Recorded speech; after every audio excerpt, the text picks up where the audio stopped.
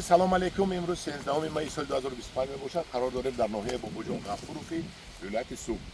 حاضر من ایستادم در نزد چهارمغز چند لرکی سال 2020 از ما دسترس کرده شده، همیشه شنوندگی بود. شریف جان گفتنی جوان مرد که خودشان نبودن با طریق تلفنی ما هم صحبت شده. از ناحیه دادن که در آمده گرفت نوار کنید و ما آمده نوار از آزاد راندیم و در حیرت موندیم. این بستن چهارمغز رو ببینید. سالی گذشته نشون داده بودم. اینو ببینید. اینجا ببینید. هر یک نوده 10 تا 20 تا چهارمغز دارد. اینا ببینید. اما با دو قوشه سه قوشه. اینا ببینید. دیدید اینو ببینید. همه تگای برگا پر از چهارمغز میباشد. بازی میگذاریم. من اینجا ببینید. من اینجا ببینید. همه این چهارمغز. اینا ببینید. چهارمغز چنده؟ ما گفتن همونت اینجا بید. این دویم چهارمغزش اینجا بید. این دویم درختش.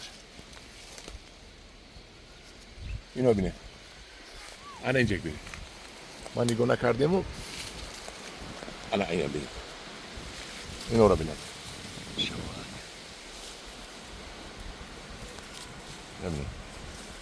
دیگر درخت میریم. ما یک درخت درخت ها تمام کنیم. اینجا بید. مانا در یک جا 4 تا دو قوشه بینید. دو در یک نوده چه با یک دیگه اینجا با این نوده چه ببینید.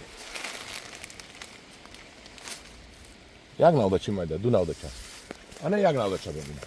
اینجا بینید. این یک نوده چه چهارمغز رو بینید. این خدا با شکر. اینو بینید. اینجا بینید.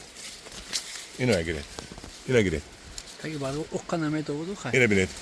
نه من اینو گیرید. اینو ببینید. اینو ببینید. تگی برگا ببینید. سه قوشه. من اینو ببینید. همه دو قوشه و سه قوشه. هم دوران عزیز. اینجا بید. اینو ببینید. در روی زمین خوب و اینو بسته نشه ببینید. اینو ببینید. چطور بستگی؟ اکنون من نشون کرد. من گفتم. هم دوران عزیز. چهارمغز چندلر ما هر سال میبریم 1000 2000 دانه ها دسترس میکنه دادم از ما. اگر جویش رو یابد بود و هوایش رو یابد و صاحبش رو یابد و که غذا گیرد انا همین خیلی باش ما فایده میدهد.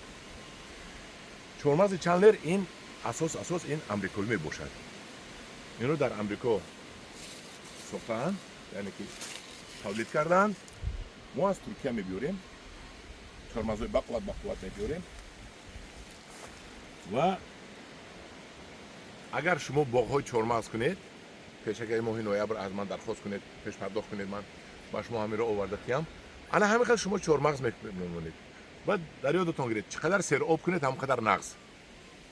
این چهارمغزها ببینید در 5 سالگیش اینقدر شده است. من 3 سال شد پدر هم میبیایم اینجا نوار کنی. همین 3 سال میبیایم درآمد نمیشه. فقط آب میموند. تست آب میموند. یعنی غذا هیچ که خیلی این نیست. چهارمغز غذا رو و آب رو نغز میبیند. غذا نکرده است. غذا این میدونه چی؟ همین علف ها بگمان هم غذا میشود. در همین علف ها پوسیده غذا میشود. از نبودن غذا ها. انا ببینید که چقدر چی گویم شما. چهارمغز درجه عالی روسش خیلی سوپر چهارمغز میشد. کیلو این در بازار 30 سومانی. رنگ چهارمغز ما 8 سومانی نه. این 30 سومانی. این دست قطعا هم میشکنید. هم دست قطعا پوست میکنه. تخم برین کلوله لند میبرد داشت. ما هم تا کلوله یک لخت برآمده هم تا کلوله میسته دستتون. هم قدر چهارمغزی زور، هم قدر چهارمغزی نامدار، هم قدر بسیار میبندد. شما رو هر سال در درونش گردآلود چنوندن در کار. اینجا گردآلود کننده یک تا دارد. گردآلود کننده اگر در درونش باشد همین خیلی هر سال زیاد میبندد. نغز میبندد. شما رو خرسند میکند. هم دیاران عزیز. من ببینید. همین یک تا نوده ها، یک تا نوده چه؟ من این نوده چه پو اینجا نشون دید. اینجا. این یک تا نوده کلون رفتگی، یک تا نوده چه پایان آمده است. همین نوده چه حساب میکنیم. 3 4 5 6 7 8 9 چهارمغز بستگی. 9 چهارمغز. اینجا 100 گرم علاقه چهارمغز میبرد. 100 گرم پوستش قطعی 100 گرم چهارمغز میبرد. آن هم دوران عزیز با چی بگم چه تعریف کنم. من همین خودتون با چشمتون دیدید. شنیدن کی بود مانند دیدن گفتگیم من دیدی من ببینید همین یک نوداچه ها ببین یک نوداچه با حساب میکنیم چند دانه بستگی از نوده کلان یک نوداچه جدا شدگی بله یک دانه دو سه چهار دانه 5 6 دانه 7 8 دانه او بالا بس 9 دانه 10 دانه 10 دانه چرماق این بستگی هر یک نوده این مایده که ببینید یک نوداچه مایده جدا شدگی 4 تا بستگی است یک نوداچه در اینجا آمدگی 2 تا بستگی است ببینید دیدید این نوداچه 6 دانه داره و یک نوداچه اونجا آمدگی 1 2 3 چند دانه دیگه اینجا بستگی من یک نوداچه دیگه حساب کنیم 1 2 3 4 5 6 7 8 9 من همین نوداچه 9 دانه بستگی خیلی دیگر باز چکل ما تصدیق کنیم که شما چهارمغز چند لیتر شینونید تصدیقش همین همدارون عزیز ماه نوامبر از ما درخواست کنید پیشتر پیش پرداخت کنید ما حتما به شما از همین چهارمغز دسترس میکنیم در پناه خدا باشید